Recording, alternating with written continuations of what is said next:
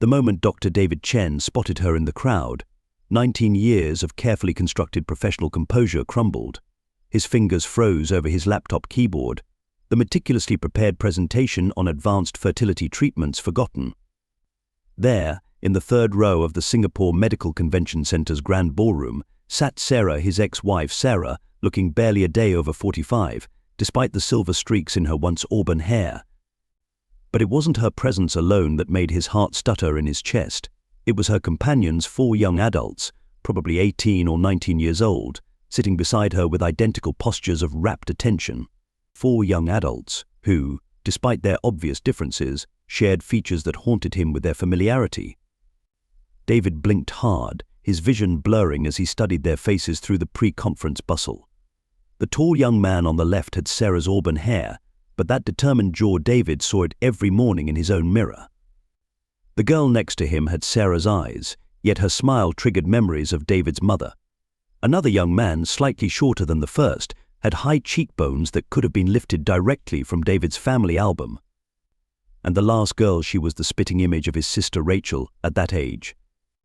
Dr. Chen, the moderator's voice cut through his daze. "We're ready for your keynote." David nodded mechanically, his throat dry as desert sand.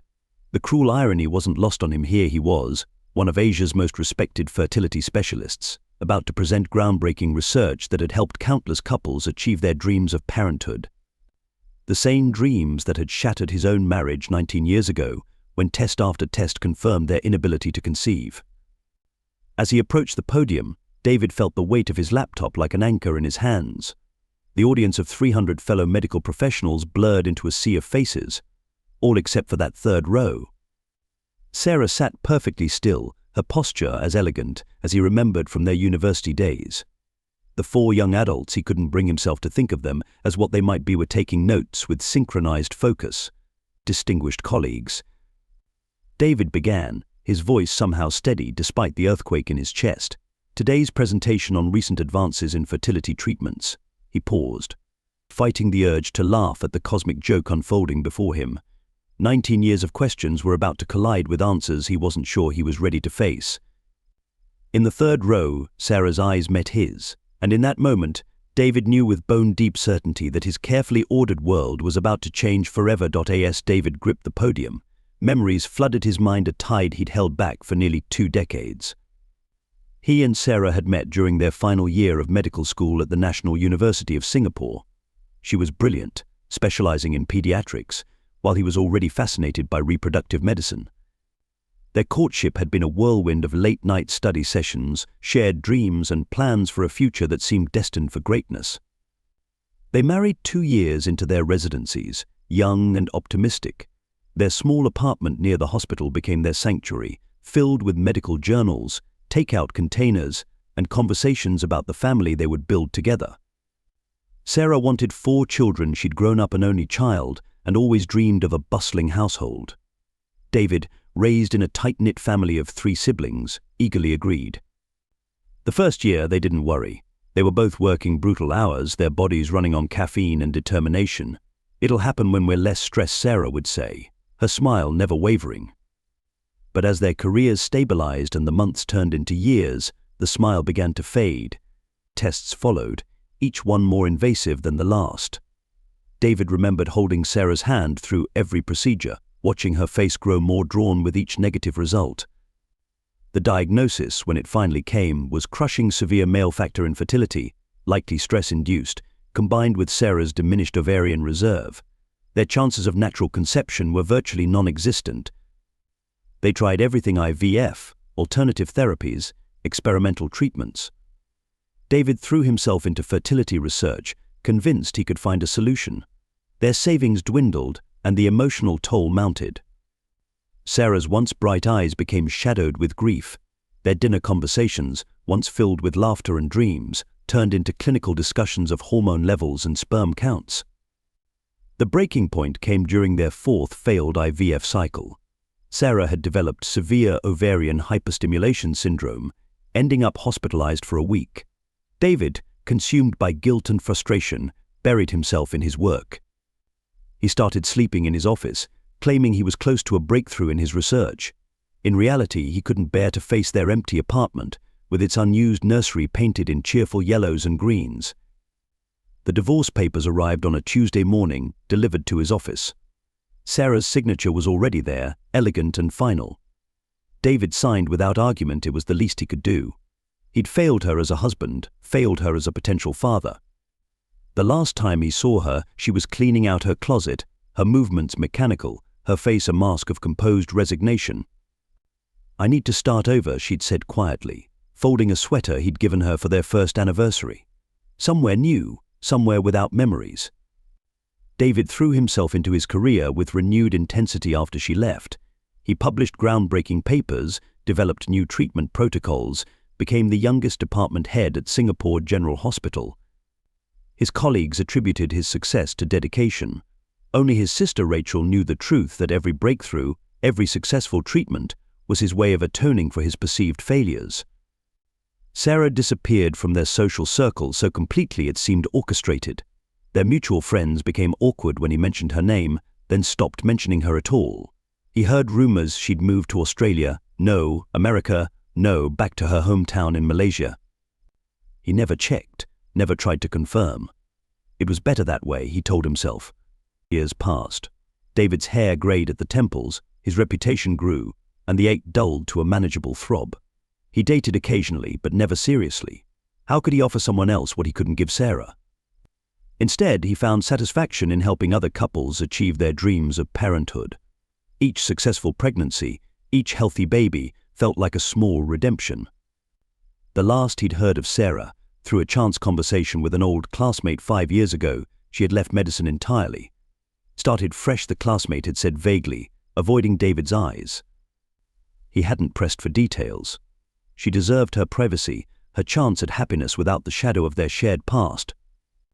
Now, watching her sit in that third row, composed and elegant as ever, David felt 19 years of carefully constructed barriers begin to crack. But it was those 4 young faces beside her that truly threatened to shatter his world. Their features stirred something in his memory, something from before Sarah, before their marriage, before the pain.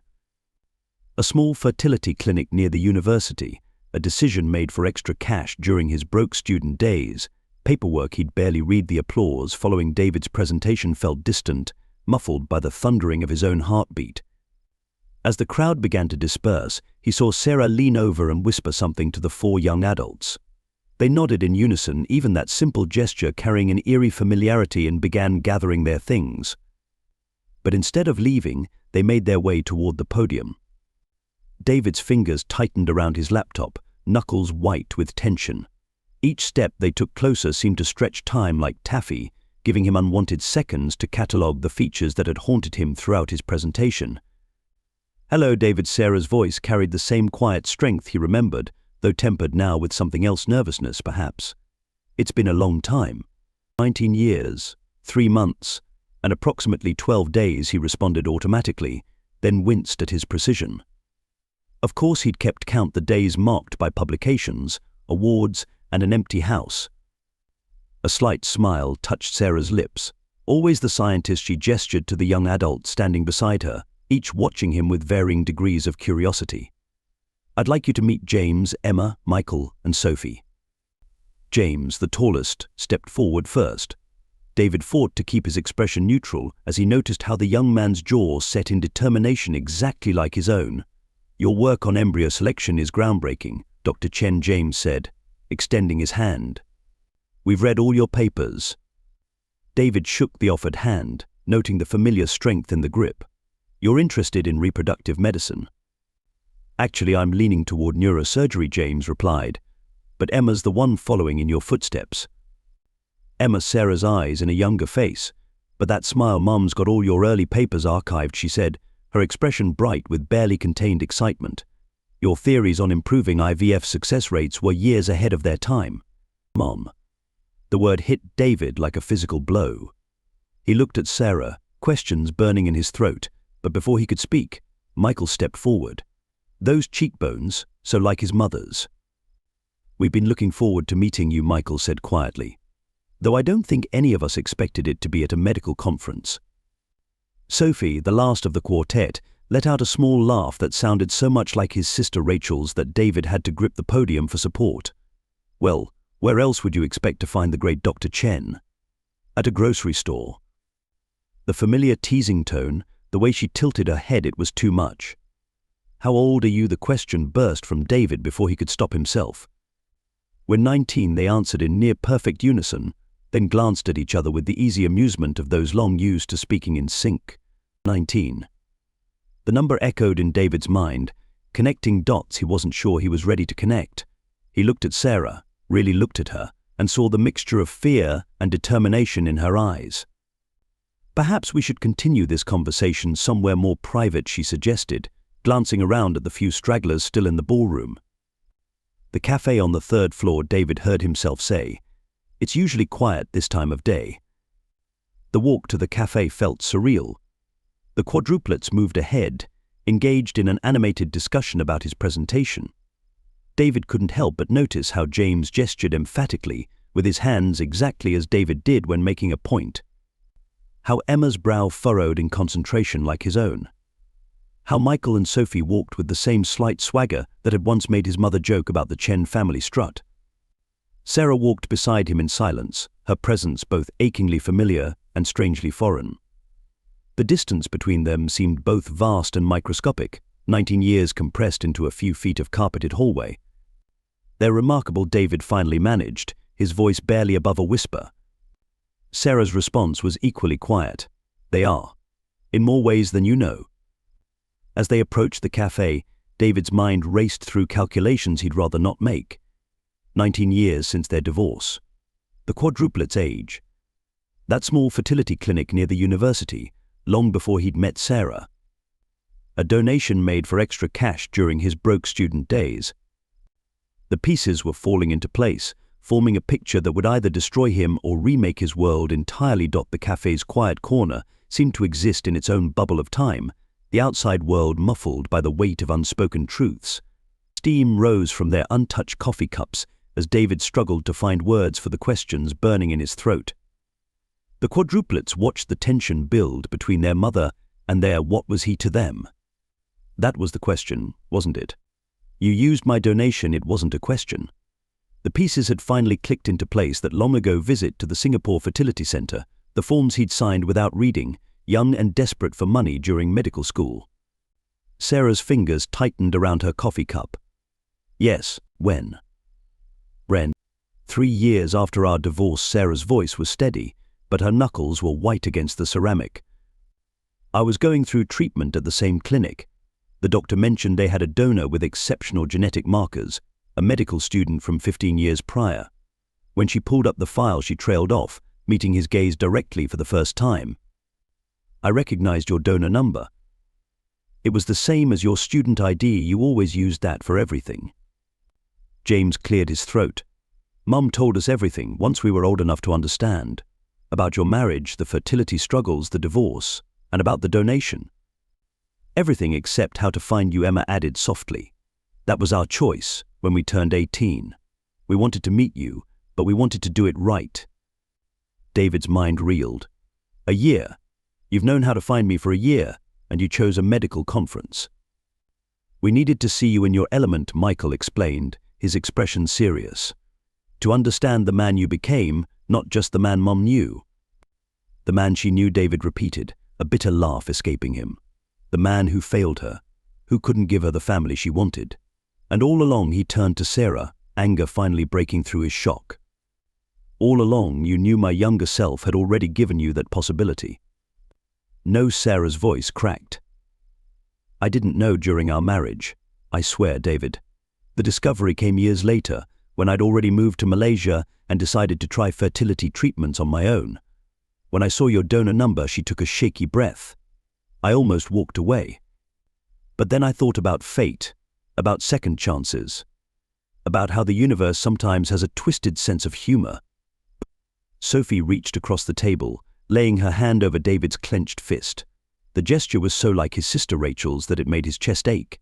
Mom always said we were meant to exist, just not in the way anyone expected. Why didn't you tell me? David's voice was hoarse. After they were born, why keep it secret?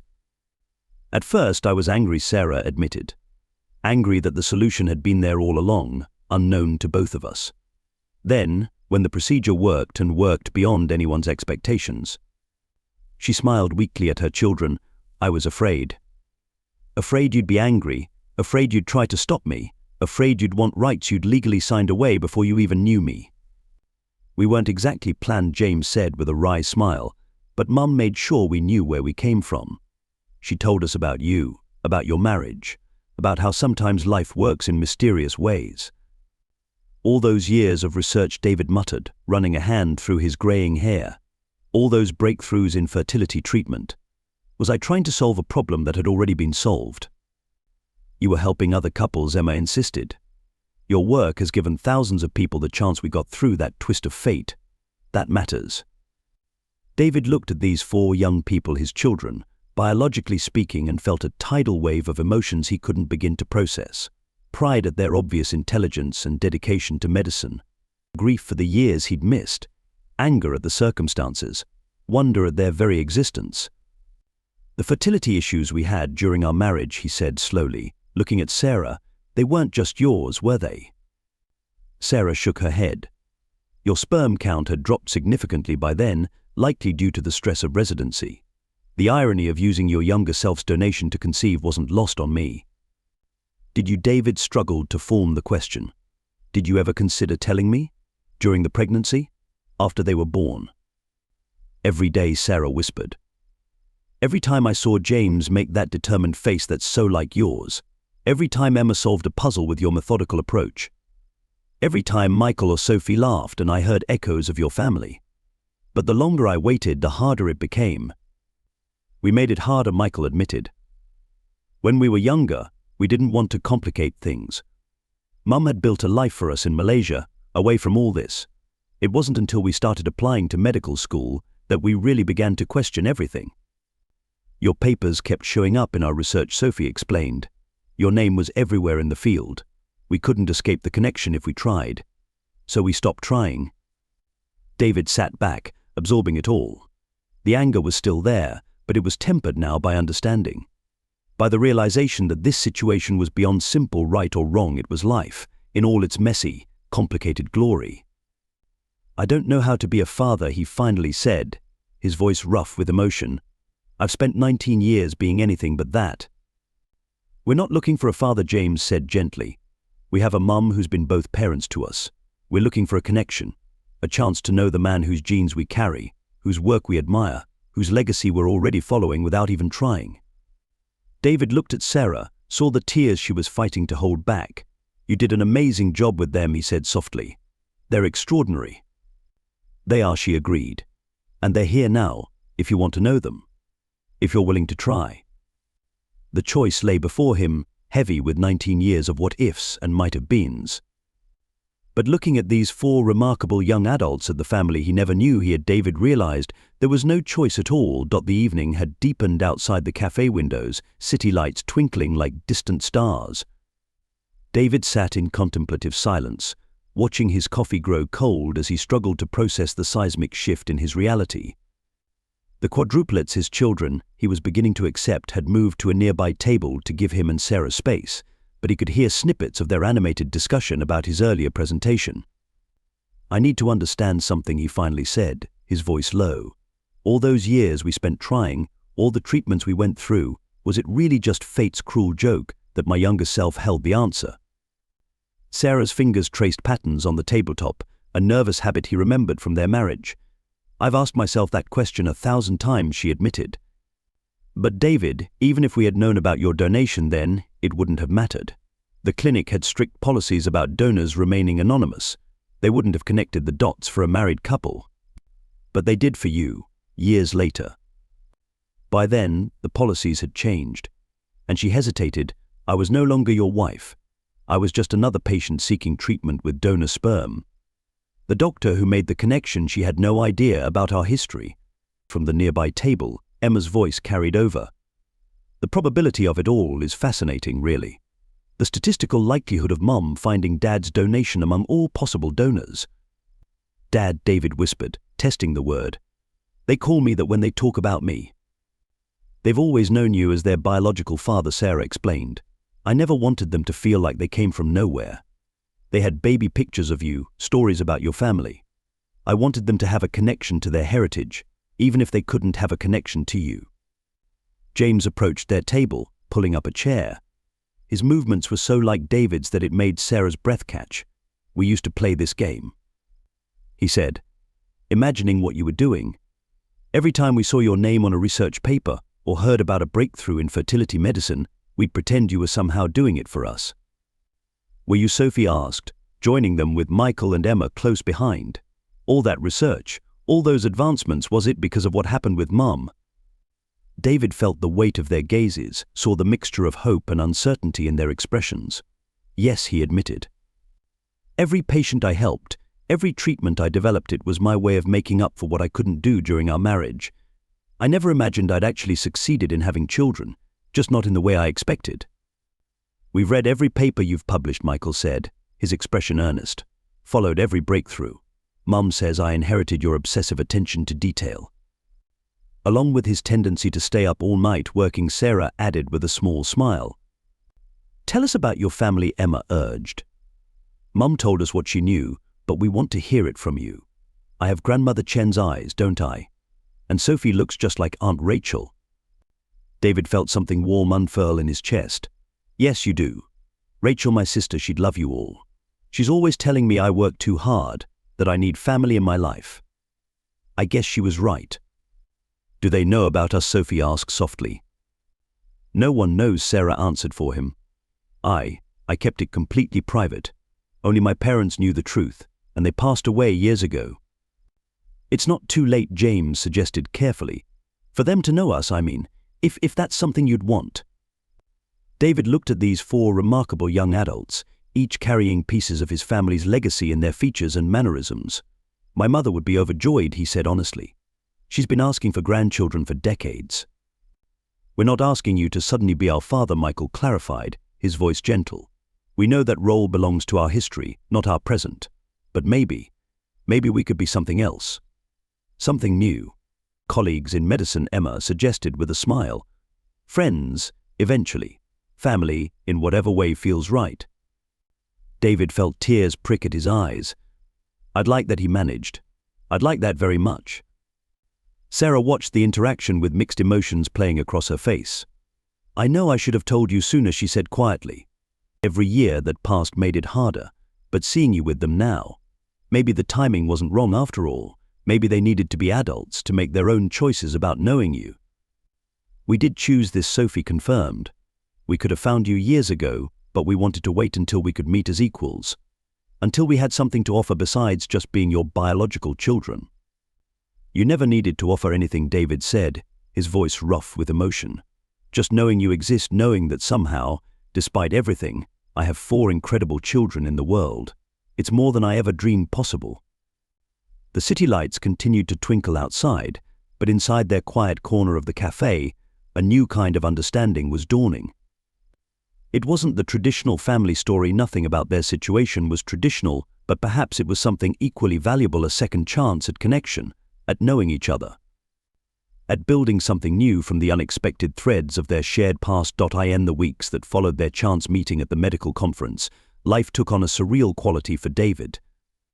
The quadruplets had insisted on exchanging contact information, and his phone now buzzed regularly with messages that made his heart skip. Emma sharing her latest research findings, James asking for advice on a challenging case study, Michael sending photos from their medical school lectures, and Sophie sharing funny memes about genetics that somehow perfectly captured their unique situation. The first family dinner happened almost accidentally. David had mentioned a new fusion restaurant near the hospital, and suddenly all 4 were eager to try it. Sarah came too, after some gentle persuasion from Sophie. The initial awkwardness dissolved somewhere between James's impression of their genetics professor and Emma's passionate debate with David about the future of CRISPR technology. You know, Sarah said quietly as they watched the quadruplets argue playfully over the last spring roll, I used to imagine moments like this. During the pregnancy, during their childhood, I would picture you there, being part of it all. I wish I had been, David replied, surprised by how the anger had mellowed into a gentle regret. But maybe we weren't ready then. Maybe we all needed these years to become who we are now. The dinner became a weekly tradition. David's sister Rachel joined them one evening, taking one look at Sophie and bursting into tears of joy. The family resemblance was undeniable, and Rachel's immediate acceptance of all four as her nieces and nephews helped heal something in David's heart he hadn't realized was still broken. "You're not replacing anyone," James assured him one evening after a particularly emotional family gathering. "We're not trying to make up for lost time or pretend those 19 years didn't happen. We're building something new." David found himself sharing old photo albums, telling stories about his parents, his childhood, his early days in medicine. The quadruplets soaked it all in, finding pieces of themselves in every tale. Emma had his mother's love for classical music. Michael shared his father's passion for photography. The connections multiplied, building bridges across the years of separation. Sarah watched it all with a mixture of joy and lingering guilt, until David finally addressed it during one of their now frequent coffee meetings. "You made the right choice," he said, surprising them both. "Back then I wasn't ready. The man I was after our divorce, he couldn't have been what they needed. But you were.